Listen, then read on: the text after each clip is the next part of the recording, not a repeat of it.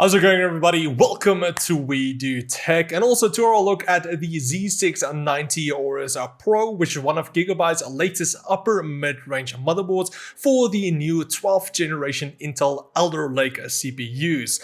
Now, I actually already did an unboxing on this board, so if you want to check that out, you can. But now we're going to take a look at performance numbers and then also temperatures, so let's get into that. Now, pricing-wise, the Pro is retailing for around $330 on Amazon US, or around 6,500 Rand for here in South Africa. Now, the design of the Z690 Pro is very much the same as the two previous versions on the Z590 and Z490, a lot of Zs, but with some noticeable upgrades, like the PCI Express slot, the M.2 slot, the rearrangements, and then also the Q code and power buttons, and then, of course, the larger VRM heat spreaders that doesn't now have that orange thermal pad anymore. Now it's just gray, so normal. Now, the Z690 platform does feature the new LGA 1700 socket for Intel's new 12th generation Alder Lake CPUs.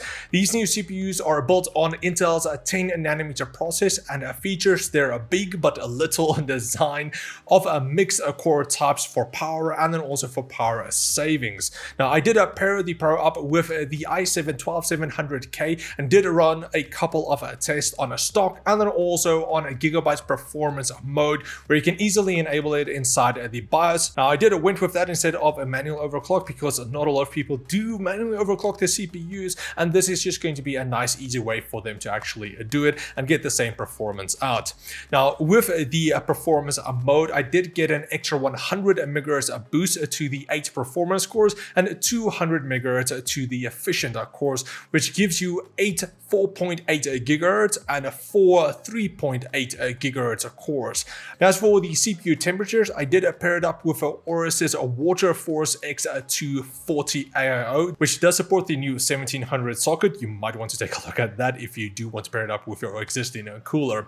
Now, on a stock running a Blender benchmark, I did get an average of 82 degrees on all cores and a maximum of 91 degrees. Then with the performance mode, I did get an average of 91 degrees and a maximum of 102 degrees, which did cause some thermal throttling. So do make sure that your cooler will be able to handle that high heat output. Now, just a quick mention, once you receive a board, just do a quick BIOS update, especially if you are on F1 version, and just update that, because I did find that on the F1 version, it didn't support NVMe SSDs. So yeah, just make sure you're up to date with the latest version, but it's pretty simple to do. As for the VRMs, it is a 19 phase 90 amp design, which does look to be a nice upgrade from the 13 phases on the previous board. For your VRM attempts, I did reach a maximum of 77 degrees and an average of 73 degrees while running on the performance mode, which was quite good. Now, as for our power draw on a stock, it did peak at 185 watts, and with our OC applied, it reached 212 watts. So definitely a thirsty CPU. So again, make sure that your power supply is also up to the task. Power supply and also cooler, make sure about those two. Now, moving on to memory, the Pro does feature Gigabyte's armor design around the DIMM slots for increased durability, just to help prevent your board from bending when installing your DIMM slots, which was a bit of a struggle on this one. I have to say it was a bit tight, but I did luckily get it in. Now, the Pro does support a maximum of 128 gigs on its 4 dual channel DDR5 DIMM slots, which does go up to 6,200 MHz with an XMP overclock. Now, with DDR5 being very limited and also very expensive, you might want to check out the DDR4 versions of these boards. You do get it in the Pro version, and then also some of the boards are below this one. Not all of the high-end boards, unfortunately, do have a DDR4 board, but these ones do. And that's definitely a good option if you don't want to spend all of that extra money on just getting a tiny bit of extra performance out. Now, I didn't do any testing on DDR4 or DDR5, but there are some nice video comparisons on YouTube which you can check out. But in short, DDR5 does not really increase your gaming performance, but it does give a boost in certain production workloads. But that's for now, and hopefully later on we will see games utilize the higher bandwidth of a DDR5 better. Now moving on towards the PCI Express slots, this is again where most of the biggest differences come into play with a Z690 boards, because it does support a PCI Express 5 now as well. Now currently that's not really needed for graphics cards. We already saw that on PCI Express 4 as well. The additional bandwidth isn't really that useful for graphics cards, but in the future for SSDs and also networking, we can expect some blistering fast speeds, and possibly later on graphics cards utilize that as well. But as for the Pro, you do get 3 PCI Express 16-time slots, but only the top slot is PCI Express 5, while the bottom 2 are PCI Express 3 for some additional add-on cards, and also it's running at 4-time speed. Also, only the top slot does feature their armor design for, again, better durability when you're installing some of those hefty RTX 30 series cards. Now moving on towards storage, you do get a 4 PCI Express 4 M.2 slots, with all of them being located under those heat spreaders. And then of course you do get additional 6 SATA 3 ports if you still want to use those. Now do note that the second M.2 slot does share bandwidth with a SATA 2 and 3, so those will be disabled. Now under the big heat spreaders, there is something a bit unique, because this setup does feature Aorus's M.2 Thermal Guard 2, which uses a double-sided heatsink design to help cool M.2 SSD devices with a double-sided flash memory, especially handy if you do have some of those really fast PCI Express 4 M.2s, which can get quite a bit hot.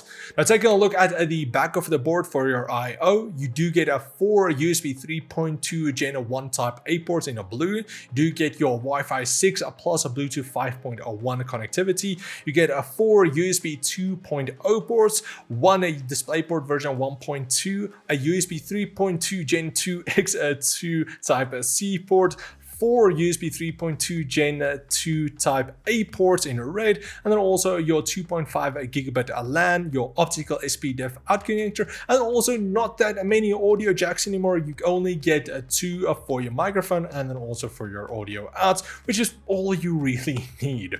Now as for your internal connectors, you do get the following.